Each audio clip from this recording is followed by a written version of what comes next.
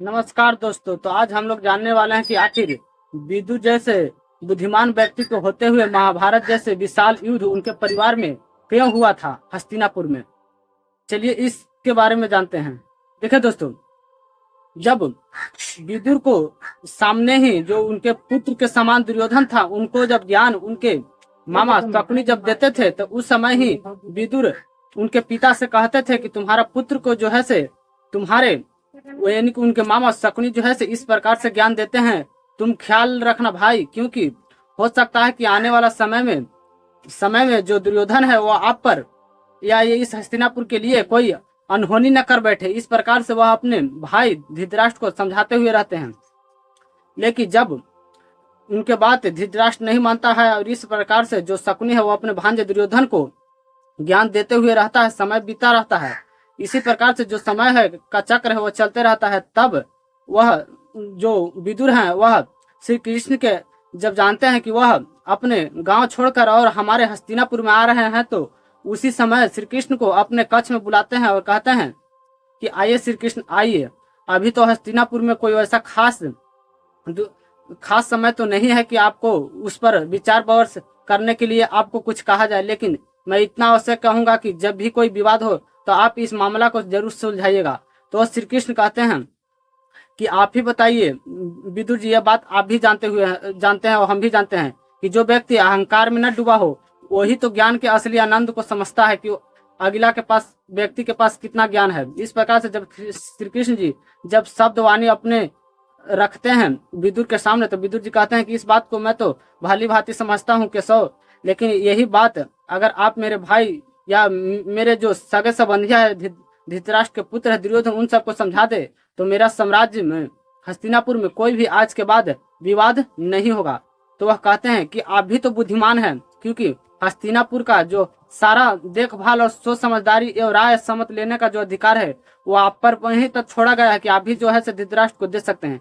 आप इस ज्ञान को क्यों नहीं दे पाए।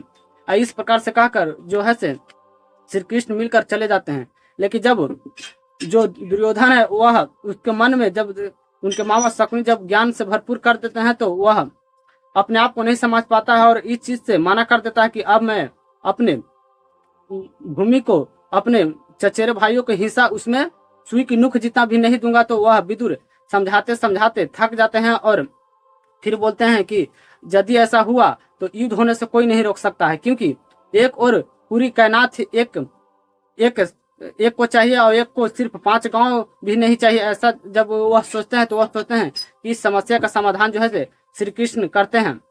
और वह जब आते हैं तो वह बोलते हैं श्री कृष्ण भरी सभा में कि मैं तो इतना ही कर सकता हूँ कि यदि हस्तिनापुर में वह आधा के हकदार यदि पैतृक संपत्ति का पैतृक से न हकदार लगाया जाए तो वह सिर्फ 5 गांव ही दे दे, तो मैं पांडवों की तरफ से यह घोषणा करता हूँ कि मैं उनको आजीवन इस चीज के लिए लड़ने नहीं दूंगा। तो इस बात से जो है दुर्योधन को भी प्रसन्न नहीं होता है, क्योंकि वह चाहता है कि उसको 5 गांव भी न मिले और इस प्रकार से जो है वह मना कर देता है। तो विदुर जी इस चीज को कहते हैं कि अरे मूर्ख, समझो तूने मेरा बात नहीं माना तो स्वयं तुम नारायण से मुंह लगा रहे हो। उसकी श्री कृष्ण को तुम नहीं देखे हो केशव के, मैंने देखा है, वो स्वयं नारायण के अवतार है। यदि वो तुमको विरोध कर रहे हैं, तुमको समझा रहे हैं, तो सही मानो कि तुम गलत हो।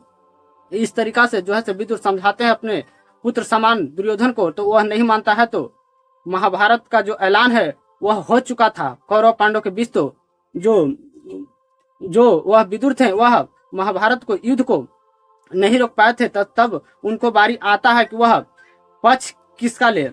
यदि वह कौरव के पक्ष ले तो वह दुर्योधन के सारे साम्राज्य को ये उनके अपने भाई से ही दुश्मनी का साझा ले लेंगे, क्योंकि एक भाई जिंदा रहते हुए यदि एक भाई उधर से पक्ष उतरे तो समय यही था कि उससे बड़ा कोई युद्ध ना हो। इस चलते जो विदुर है वह सोचता है कि यदि मैंने कौरव के साथ दिया तो पांडवों के साथ असत्य होगा, क्योंकि मैं तो सत्य के लिए ही इस राजगद्दी पर बैठा था। और इस दुविधा में वह फंसकर सोचता है कि यदि मैंने कौरव का भी साथ दिया और पांडव हारा तो वो भी तो मेरा ही पुत्र के समान है, और यदि मैंने पांडव का साथ दिया और कौरव हारा तो वो भी तो मेरा ही पुत्र है। इस प्रकार से वह दुविधा असत्य और सत्य की लड़ाई में अपनों के बीच फैसला नहीं कर पाते हैं, असत्य और असत्य के बीच। तो इस प्रकार से जब उनके मन में भ्रम में यह प्रश्न जो है उठते हुए रहता है और इस लहर को रोक नहीं पाते हैं, तो उनको नींद चैन दोनों खो जाता है इसी समस्या में। तो वह सोचते हैं कि एक बार श्री कृष्ण से जरूर मिला जाए। तो श्री कृष्ण से जब मिलते हैं तो कहते हैं कि हे केशव, मुझे तो पता नहीं चल रहा है कि मैं करूँ तो क्या करूँ, क्योंकि यह जो युद्ध है मेरे परिवार में हुआ है, इसी कारण मेरा जो ज्ञानेंद्रिय है वो सोच समझ नहीं सकता है। किंतु आपको परिवार में तो ये युद्ध नहीं है, आपको इस पर विचार समझ करके मुझे राय देना होगा कि मैं अगर युद्ध करूं तो किसके तरफ से लड़ूं। तो श्री कृष्ण बोलते हैं कि देखिए, आप फैसला इस अपना मान के मत कीजिए, आप सत्य और असत्य के लिए देखिए कि सत्य किसके ओर है, आप उसी ओर से जंग कीजिए। तो वह समझ जाते हैं कि श्री कृष्ण मुझे डायरेक्ट न कह के ये कहना चाहते हैं कि पांडवों के साथ ही सत्य है और सत्य को साथ आपको, यानी कि पांडवों को ही साथ देना आपका जरूरत है। और इस प्रकार से श्री कृष्ण समझाते हैं कि तुम पांडवों के साथ दो।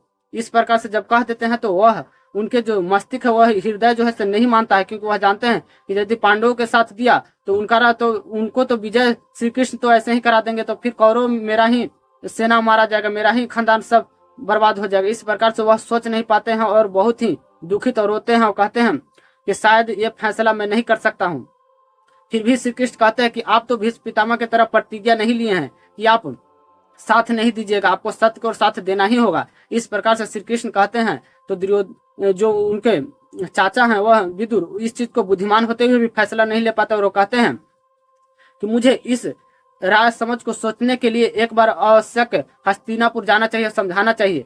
फिर वह अपने आप से प्रयास करते हैं समझाने के लिए। तो उनका जो ज्ञान है वह दुर्योधन को शून्य के बराबर लगता है और वह इस परामर्श को ठुकरा देते हैं। तो वह जान जाते हैं कि मेरे ही घर में शायद इस युद्ध को कोई नहीं टाल सकता है, क्योंकि श्री कृष्ण का भी तो यहाँ पर पांडवों के ही कह रहे हैं, तो यानी कि वो भी नहीं चाहते हैं कि ये ऐसा युद्ध जो है से आसानी भाषा से रुक जाए। और वह कहते हैं कि आपको युद्ध रोकने का कुछ उपाय नहीं मिला केशव। तो वह कहते हैं कि आप भी तो मुझसे बहुत बड़ा ज्ञानी हैं, आप क्यों नहीं रोक पाए, आप इस चीज को बता सकते हैं।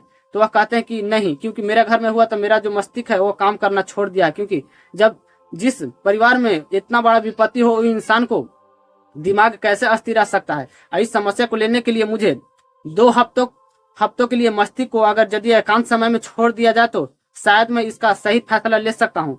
और इस प्रकार से जो युद्ध है उसका 2 हफ्ते में नहीं, बल्कि वो युद्ध का जो निर्णय है वह 2 घंटा पहले ही होने वाला था। इस प्रकार से जब उनके पास कोई ऑप्शन नहीं होता है तो वह हस्तिनापुर के एक राज दरबार के दरवाजे खोलकर और सारे वहां के लोगों को कह देते हैं कि जब तक ये युद्ध का निर्णय नहीं हो जाए मुझे कोई भी इस युद्ध के लिए नहीं भेजेगा, क्योंकि मैं जानबूझकर इस युद्ध में सत्य और असत्य नहीं, किसी समस्या के लिए मैं किसी के साथ दूंगा, क्योंकि यदि मैंने उसका साथ दिया तो जीत भी किसी का हो किसी का हार हो, तो होना ही तो हार भी होगा तो मेरा ही हस्तिनापुर के होगा ना। इसी चलते वह सोच कर भी और अपने आप को किसी कमरे में बंद कर लेते हैं और वह भोलेनाथ के तपस्या में लग जाते हैं, ताकि आने वाला समय में जब युद्ध लास्ट हो जाए और वह कह देते हैं कि एक सेवक को कि जब युद्ध समाप्त हो जाए तो मुझे खबर दे दिया जाए। तो यही कारण था कि जो युधिष्ठिर हैं उनको यह बात जो है युद्ध का नियम जो है